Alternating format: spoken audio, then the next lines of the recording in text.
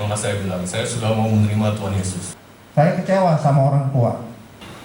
Kita ngopi dong, gak bisa bos. Gue sibuk banget nih, tender besok udah mulai. Gue gak bisa bos. Gue cari duit dulu ya. Lu sih enak, udah jadi juragan. Gue belum nih, gue kerja dulu. Kita korbankan fellowship.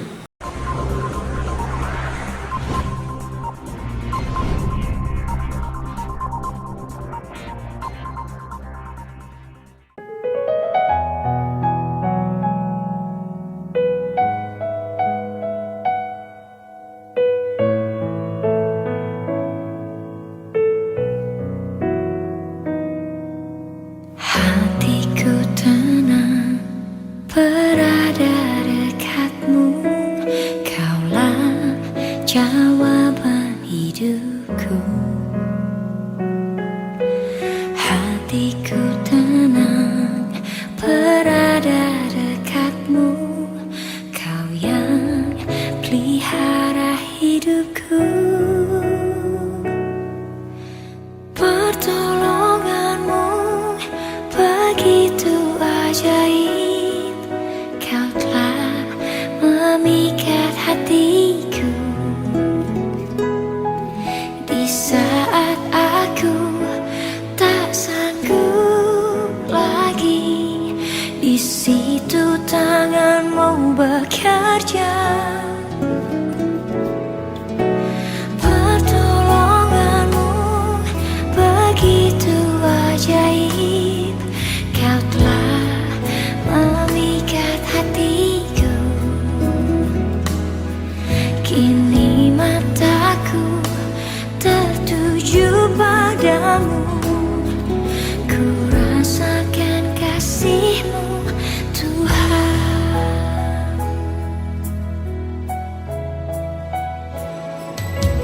Hatiku tenang berada dekatmu, kaulah jawaban hidupku.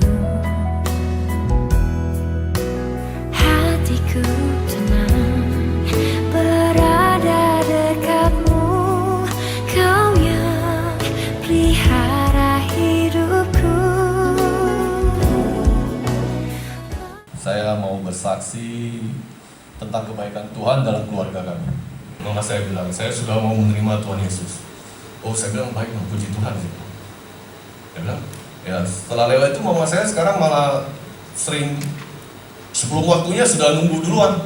Mau ikut saat teduh. Oh ya sudah, saya bilang, bagus banget.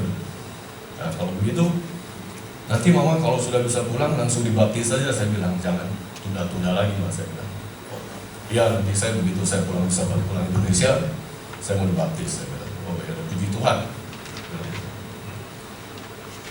Ya sekarang mama saya sudah mulai bisa berdoa, sudah setiap ada acara dari gereja kami yang online dia selalu mau ikut. Jadi tiap kali ada acara apa dia selalu tanya ada acara apa nih, oh ya saya selalu share ke dia, saya selalu kasih. Jadi Tuhan itu sungguh ajaib, sungguh luar biasa.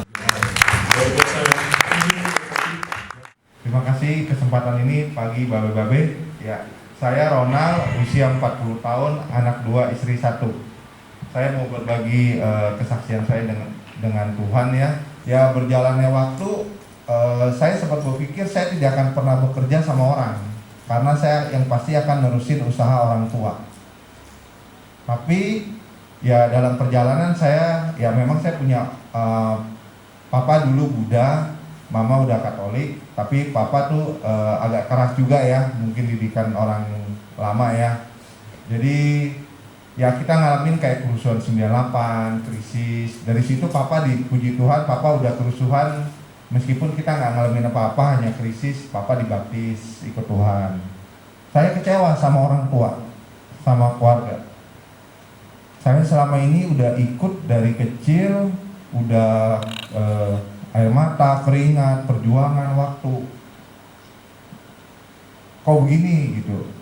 Akhirnya papa mama dengar cici, ya lebih ke arah sana. Jadi papa mama udahlah, udah tua. Saya juga mau nurusin, nggak bisa, belum boleh. Jadi di tengah perjalanan usaha itu, saya juga ya ada pergumulan sama papa saya. Kadang cocok, kadang enggak gitu kan. Di saat itu ya udah, akhirnya orang tua saya bilang saya, ya udah kamu cari kerja aja. Waktu itu saya mungkin umur 26 apa 27, saya kebingungan juga. Umur 26, 27 baru mau kerja sama orang. Pas saat saya keluar dari orang tua itu, saya cuma sampai sekarang yang saya pegang, ya carilah dahulu kerajaan Allah, maka semuanya akan ditambahkan kepadamu. Itu ayat yang selalu saya pegang. Jadi saya lihat meskipun hari ini mengalami kesulitan kita nggak lebih besar dari kuasanya Tuhan. Mari kita baca sama-sama.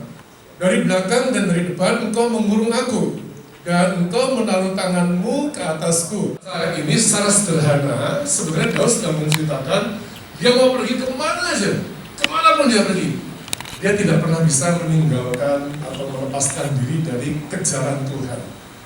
Jadi ini bagus banget, saya suka sekali. Artinya dalam semua kondisi pada hari ini, dimanapun kita berada, dalam keadaan yang paling jelek sekalipun, Tuhan tidak pernah meninggalkan kita. Amin. Jadi ini ingat baik-baik. Satu hal yang pertama, jangan pernah merasa ditinggalkan Tuhan. Tuhan nggak pernah ninggalin kita. Daud mencoba untuk lari dari hadirat Tuhan, nggak pernah bisa. Dia masuk ke dunia yang paling gelap, dia naik ke atas gunung yang paling tinggi, dia pergi ke tempat yang paling gelap, dia pergi ke tempat yang paling terang. Dimanapun bisa disebutkan sebagai tempat di mana kaki kita bisa dijejakkan, di situ Tuhan tidak pernah tidak ada, selalu ada. Amin. Jadi hari ini kalau ada saudara yang merasa sendirian di dalam menghadapi tantangan bisnis, perubahan kondisi keadaan yang terjadi pada hari ini, jangan pernah merasa kok Tuhan biarkan saya sendiri. Jangan pernah keluar kata-kata itu. Gak pernah Tuhan meninggalkan kita, gak pernah. Yang benar adalah Dia selalu beserta kita. Dia bisa diamkan kita untuk kita bekerja sepertinya sendirian, tapi Dia gak pernah meninggalkan kita. Pada waktunya Dia pasti tolong kita. Gak lama bukunya dirubah dari Business at the Speed of Thought. Jadi dia ada satu buku yang judulnya Business at the Speed of Light. Jadi bisnis dengan kecepatan cahaya. Orang itu adalah Bill Gates.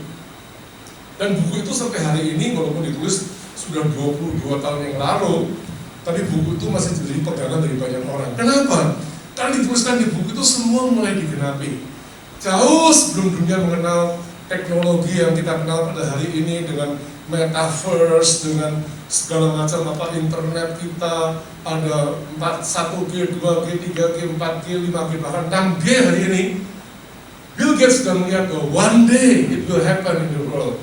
Kalau kita tidak bisa memanfaatkan itu semuanya, maka kita akan ketinggalan. Sehingga dia katakan, satu hari nanti di dunia ini akan ada persaingan bisnis yang begitu kuat. Kalau kita kerjanya dengan speed yang biasa-biasa saja, maka kita akan ketinggalan. Jadi hari ini Anda akan lihat bisnis itu cepatnya nggak ketulungan. Business at the speed of light. Nah dalam buku itu dia juga menceritakan, dia bertanya sendiri, masihkah ada sesuatu yang bisa lebih cepat dari cahaya? Jadi business at the speed of light. Nah pertanyaannya adalah, masihkah ada sesuatu yang lebih cepat dari cahaya? Ada satu kutipan dalam buku Mahabharata, itu dituliskan di situ satu kali, ada satu orang, saya lupa namanya siapa, dia tanya, adakah yang lebih cepat daripada kelebatan cahaya? Kelebatan tau ya? Slide gitu ya. Kelebatan cahaya, adakah yang lebih cepat dari kelebatan cahaya? Cahaya itu kalau kecepatan sudah tahu nggak? Bumi, 2 kali putaran bumi itu hanya sekali. Jadi kalau disorot pakai lampu, sinarnya itu bisa mengelilingi bumi dalam waktu seperti 2 kali putaran. Kelemahan manusia dari dulu sampai sekarang, dari zaman Mahabharata sampai zamannya Bill Gates. Kelemahan kita yang satu, kita tidak mampu menguasai pikiran kita. Kita tidak mampu. Kalau saja kita bisa menguasai pikiran kita, maka harusnya kondisi kita jauh lebih baik daripada pada hari ini. Saya sendiri berpikir dan merenungkan, ada banyak hal yang gagal kita lakukan, bukan karena kondisi yang memungkinkan. Kondisi memungkinkan, hanya pikiran kita mengatakan nggak bisa, dan berhentilah kita untuk berusaha. Ada satu orang namanya Charles Bass, dia katakan, ketika engkau sudah siap membidik dan melepaskan anak panah yang kamu tahu itu pasti akan mencapai sasaran. Tiba-tiba ada satu suara, jangan, kamu nggak bisa. Saya nggak suka sama orang itu, tiap kali dia melemahkan saya. Dan waktu satu kali saya bisa dapati dia, saya pengen tahu siapa orang ini yang selalu pengen bikin saya gagal. Waktu saya tangkap dia, saya buka topengnya. Ternyata saya dapati siapa? Wajah saya sendiri. Jadi saudara, tiap kali kegagalan kita karena pikiran kita nggak mengizinkan kita untuk melakukan hal yang lebih besar. Daud di sini mengatakan, di tengah-tengah perjuangannya ada yang katakan, aku bersyukur kepadamu oleh karena kerja dan kasih dan kasih. Jadi dia pikir, waduh, ini kalau gitu pikiranku tuh begitu hebat. Dan dia katakan apa? Ajaib apa yang kau buat, dan jiwaku benar-benar menyadari. Jadi pagi hari ini ingat dan sadari, pikiran kita tuh mampu melakukan semuanya. Kalau sampai nggak mampu, bukan karena kita nggak mampu, karena kita tidak pernah mengizinkan pikiran kita melakukan hal-hal yang besar. Ada banyak orang yang mungkin nggak tahu, saya nggak tahu pernah cerita di sini atau enggak, tapi 3 tahun yang lalu saya kena suatu penyakit namanya anxiety disorder. Anxiety disorder itu tiba-tiba saya bisa cemas sendiri, gak ada apa-apa bisa takut sendiri. Mengerikan. Pikiran kita tuh mengerikan. Jadi manusia tuh ada 2 hal. Kita dibentuk oleh human being and human doing. Human being is something that is created by God, satu yang diciptakan oleh Tuhan, dan it happens to you. Dia jadikan itu seperti Daud menyadari, pada akhirnya aku menyadari bahwa sesungguhnya kejadianku dahsyat dan ajaib. Ini hebat banget. Tapi satu lagi namanya human doing. Kenapa human doing itu seringkali bikin susah? Karena waktu kita lahir, being kita dari Tuhan, kita nggak pernah dengar. Yang kita dengar, being dari tetangga kita. Lu badannya gede, hati kecil. Lu bapak lu tolol, mama lu tolol, lu juga tolol. Lu bisa apa? Sekolah juga nggak lulus. Lu bisa apa? Kita dengar bully-bullyan terus. Saya paling nggak suka lihat film Indonesia yang anak-anak sekolah, karena saya bully. Dan itu memang sesuatu yang sedang terjadi di tengah-tengah kita. Jadi jangan pernah, saya nggak pernah mau membuli orang. Dibully orang itu paling nggak enak. Kita nggak bisa bikin apa-apa, tapi Anda sedang menghancurkan hidupnya. Berapa banyak anak-anak yang dibully, akhirnya jadi anak-anak yang rendah diri, minder, kompleks, yang nggak mampu berbuat apa-apa. Karena ketika Anda membuli, Anda sedang menghancurkan pikirannya. Dan ketika Anda dibully, Anda berpikir, kalau gitu saya harus. Saya dulu dibully, saudara. Tangan saya itu, kata ibu saya, jangan pernah mukul. Karena kalau mukulnya ada garis lurus gini, melintang tangan saya, orang bisa mati. Jadi saya nggak berani mukul orang. Tapi karena saya nggak pernah mukul orang tapi saya nggak bisa apa-apa. Saya dibully terus. Akhirnya saya kembali diri. Saya tunjukkan bahwa saya bisa. Hanya untuk menunjukkan bahwa saya tidak sejelek yang kamu lakukan. That is human doing. You do something to prove that you are somebody. Kamu lakukan sesuatu untuk membuktikan bahwa kamu sedang jadi orang-orang hebat. Waktu Bill Gates mengatakan business of the spirit of life, Bill Gates sedang menceritakan, kalau saja kamu bisa kendalikan otakmu, kalau perlu gunakan semua teknologi yang ada, kamu akan berhasil dalam segala hal. Tapi kalau kita turun kepada Tuhan, sebenarnya cara yang gampang sekali. Otak kita itu, kenapa firman Tuhan katakan, janganlah engkau lupa memperkatakan firman-Ku siang dan malam, merenungkan. Mazmur 1 katakan, kesukaan dalam merenungkan firman Tuhan siang dan malam. Kata merenungkan itu dalam bahasa aslinya itu kata study it day and night. Dan kata itu artinya itu dibaca, dipikirkan, supaya pikiran kita berubah dan menjadi seperti apa yang Dia kehendaki. Kalau saja kita lakukan itu, maka human being kita akan berubah. Saya waktu sedang mengalami banyak masalah itu sebenarnya. Saya akan mikir, kenapa seorang Andreas Nawawi bisa mengalami begitu? Kalau seorang Andreas Nawawi bisa, saya pengen tahu apa yang bikin masalah itu. Jadi saya cerita sedikit aja sebenarnya. Manusia itu punya 4 hormon. endorfin, dopamin, serotonin, sama oksitosin. Dua yang pertama, endorfin dan dopamin, itu hormon yang naturally, alamiah, bisa kita buat sendiri. Endorfin waktu Anda kerja keras nih, itu lembur, pulang malam, terus istri tanya, dari mana? Wah, gue baru kerja nih, proyek gue udah selesai nih, wah gue capek gini, gue minta nasi goreng, wah pulang tuh bangga, anak-anak bilang, wih papa gue hebat, gue lembur terus tiap malam pulang jam 10. Itu buat kita jadi bahagia. Banyak orang terjebak dengan kerja keras, dianggap sebagai sumber bahagia. Gak salah, kan betul. Tuhan kasih endorfin supaya pada waktu kita kerja keras, endorfin keluar. Yang kedua, dopamin. Waktu selesai, waduh, target kita tercapai. Penjualan kita minta Tuhan 1 bulan di 1 T tercapai. Wah, puji Tuhan. Wah, kita celebrate. Waktu Anda celebrate, dopamin keluar. Target kita ini sebagai chapter, kita cari jiwa 10 jiwa baru. Minggu depan tercapai ya, bulan depan tercapai. Wah, puji Tuhan, happy. Gereja kita mencapai jiwa 100 yang tercapai, puji Tuhan, tercapai semua. Salah? Enggak.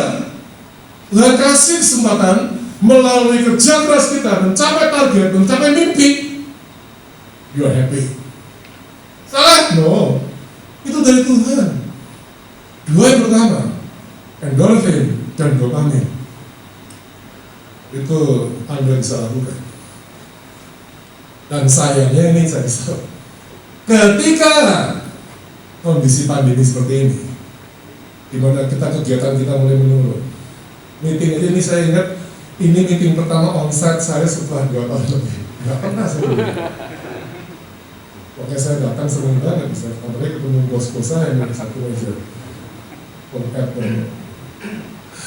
Satu lagi bos saya. Saudara, kalau misalkan semua itu terjadi dan kita tidak bisa mengendalikan dengan baik, maka yang jadi masalah adalah diri kita sendiri. Karena waktu-waktu pandemi seperti ini, aktivitas kerja kita gimana? Turun. Saya kenapa stres ya? Bangun tidur di rumah, gelisah misalnya, ini kayaknya nggak benar sampingnya. Istilahnya enggak, nah memang lagi gini lu kenapa mesti stres? Gak bisa, ini kayaknya yang salah nih. Besok paginya, ya saya menghibur karena saya suka sepeda, saya naik sepeda gitu ya. Terus naik sepeda, ya sampai kapan? Tapi kalau Tuhan bicara dengan hikmah, kreativitas, kesuksesan, itu di luar konteks. Merampok, nolong, berzina, narkoba, semua itu di sini.